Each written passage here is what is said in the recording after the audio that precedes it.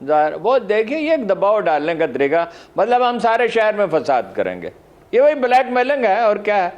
ओ भाई खुदा के बंदो, कोरोना इस बुरी तरह फैल रहा है, 2-3 तक आ गए थे, 0 भी एक दिन था डेथ रेट, यानी किसी शख्स का इंतकाल नहीं होता। अब वेंटिलेटर्स कम पड़ रहे हैं, बावजूद इसके कि अब तजुर्बा ज़्यादा है, 5 रुपए का मास्क मिल जाता है, डॉक्टरों ने बहुत कुछ सीख लिया है, और मतलब 8-9 महीने एक बड़ा लंबा अरसा होता है, अच्छे डॉक्टर बहुत कुछ सीख लेते हैं। इस वक्त सूरत हाल ये है कि शादी हाल वाले भी कहते हैं कि हम बगावत कर देंगे। भाई स्कूल बंद हैं, बाजार जल्दी बंद करने पड़ रहे हैं, तालीमी अदारे सब बंद करने पड़ रहे हैं, और आपको जलसों का शौक है ना उस जलसों का कोई इम्पैक्ट होगा। दबाव के हथकंडे हैं और क्या है ये, इन जलसों से क्या, जलसों से कभी हुकूमतें गई हैं। चाहते ये हैं कि इस्टेब्लिशमेंट और हुकूमत के दरमियान इख्तलाफात पैदा हो, वो दबाव महसूस हो और इमरान खान को रुखसत करे। ये है टारगेट। हुकूमत भी बड़ी तैयार बैठी हुई है, वो क्यों मार रहे हैं, वो अपना वो बच्ची की माशाल्लाह आज मंगनी हुई है, बात सुन लें, वो बच्ची की माशाल्लाह मंगनी हुई है आज, तो कितनी एहतियात उन्होंने रवा रखी और अच्छा किया, बहुत अच्छा। मैं उसके खिलाफ नहीं हूं बिल्कुल। भाई आप देखिए ना, 6 हमारे खिलाड़ी गए वहां न्यूजीलैंड में, तो क्या नेकनामी हुई जी पूरे यूरोप में और पूरी दुनिया में पाकिस्तान की।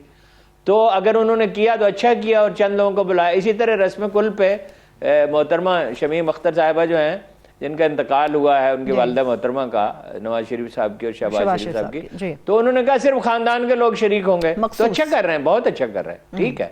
तो मतलब ये कीड़े मकोड़े हैं, ये जो अल्लाह की मखलूक है, ये कीड़े मकोड़े हैं, इनकी जानों को दांव पे लगा दो, ये मरते रहे। क्या ये हमारा ये काम ये रह गया है कि हम लीडरों के लिए मरते चले जाएं?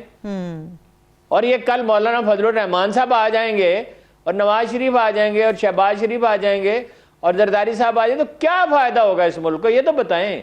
अब आगे कुछ इकोनॉमिक एक्टिविटी जनरेट होनी शुरू हुई, टेक्सटाइल का सेक्टर जो है जगमगा रहा है, सही। और इसमें अफसर, मैं कल आपको एक खबर कोशिश करूंगा दूं कि कहां अफसर जो है रुकावटें डाल रहे हैं।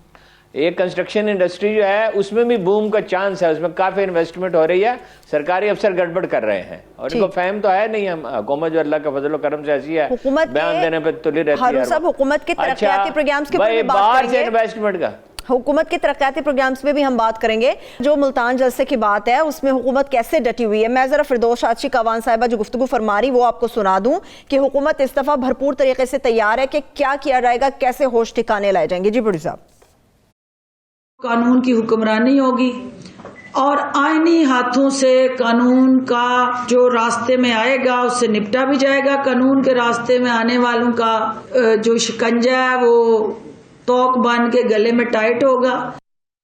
वो आईनी हाथों से भी निपटेंगे और वो गले का तोक भी बना देंगे उन आईनी हाथों को। हारून साहब,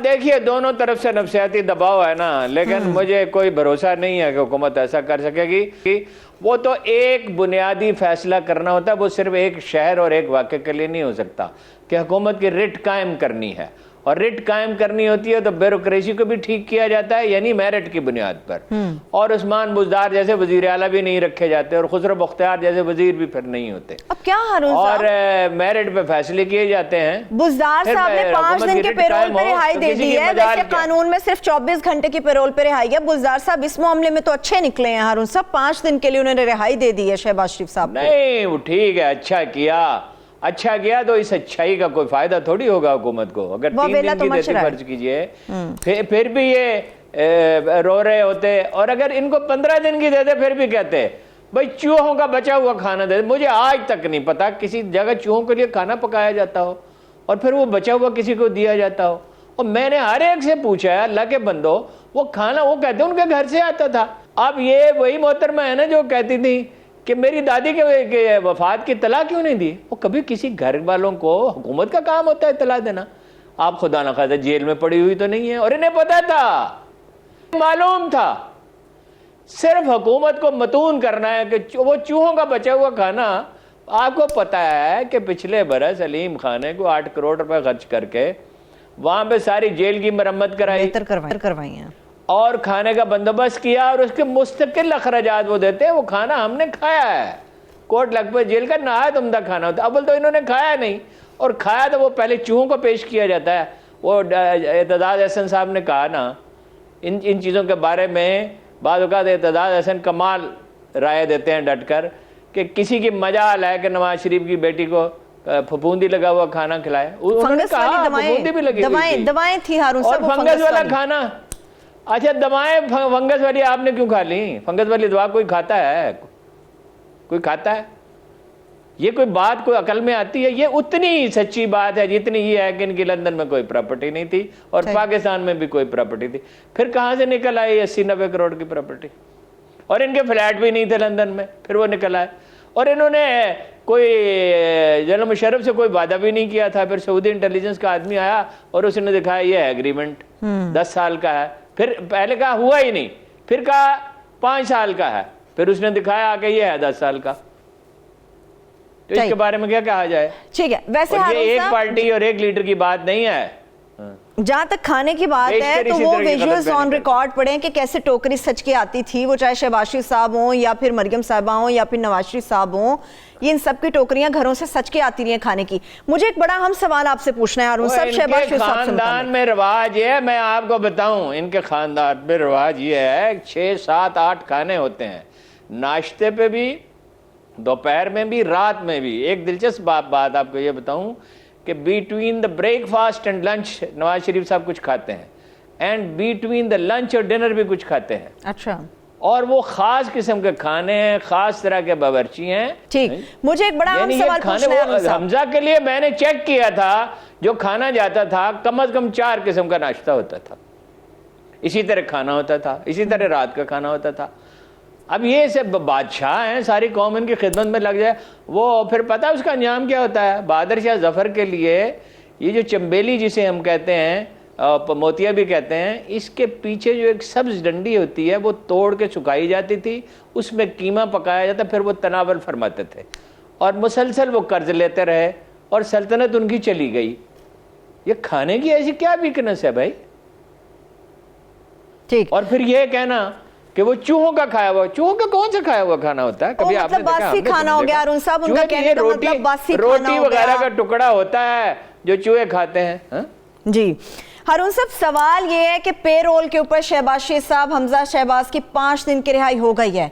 इन्हीं दिनों के दौरान मुल्तान का जलसा होगा। आसिफा भुट्टो तो सरप्राइज दे सकती हैं, क्या शहबाज शरीफ भी कोई सरप्राइज दे सकते हैं? क्योंकि उनकी हुदूद का तयन नहीं किया गया, पेरोल का जो नोटिफिकेशन है कि उनकी हुदूद क्या होगी, 5 दिन वो कहाँ रहेंगे, उन्होंने कैसे क्या? रहेंगे? देखिए, वो एक बड़ा एक अहम मौजू रहा जाता है, उन्होंने क्या सरप्राइज देनी है? शहबाज शरीफ साहब में दमखम नहीं है, कोई बात कहेंगे बाद में आपको पता है नहायत आसानी से मुकर जाते हैं। उन्होंने कहा नहीं था कहाँ के सीट होंगे उसको, जरदारी साहब को, फिर किस आसानी से मुकर गए थे, बल्कि माफी मांगी थी। वो इनकी इन बातों पर न जाए। वो इतनी अहम डेवलपमेंट एक हुई है, चौधरी साहब गए हैं, चौधरी साहबान के, इमरान खान, आपने पूछा ही नहीं उसका। मुझे याद है अरुण साहब, एक मुलाकात की कहानी तो वैसे सर्कुलेट कर रही है, जो अहम मुलाकात की बातें आपके पास होंगी वो आप ही हमें बता सकते हैं।